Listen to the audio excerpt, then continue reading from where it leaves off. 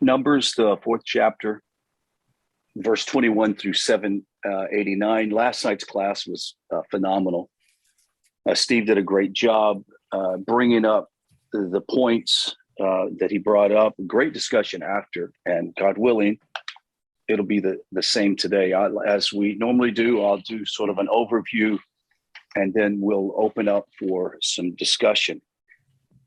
This parsha is 176 verses.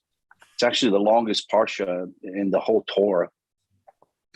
And the Midrashic commentaries, particularly, are so exceptionally lengthy on this, which is fitting that this parsha is really read on Shabbos after the festival of Shavuot.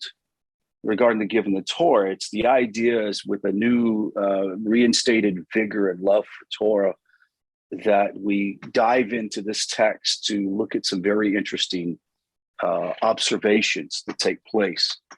So we have to remember, and we've said this over and over, but I'll note it again, that as in previous commentaries, the sequence of this parsha and the sections of the Torah are not always chronological.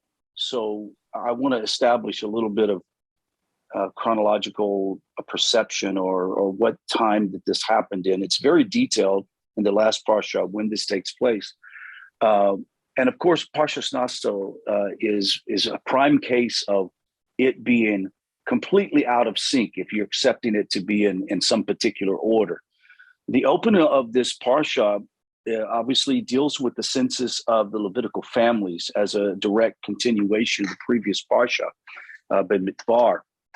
And the closing section of which starts the narrative of the Levitical census and the command to Moses to conduct the census of the people and given on the first day of the second month. And this is the specific, what I call the specific time frame that we see. This given on the first day of the second month of the year after the Exodus. And I think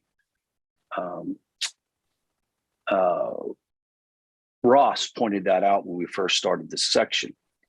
The chronological jump is not obvious immediately.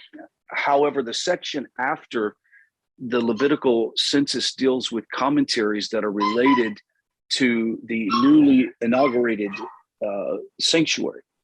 Now, sending the ritual impurity out of camp was a very important thing. So today we're going to sort of focus on a couple of items we haven't focused on yet. And that is the sacrifice of Sota, the wife suspected of infidelity. And we mentioned it already, and we won't belabor it more, but the Nazirite vow. And the interesting thing that the two of these are posted together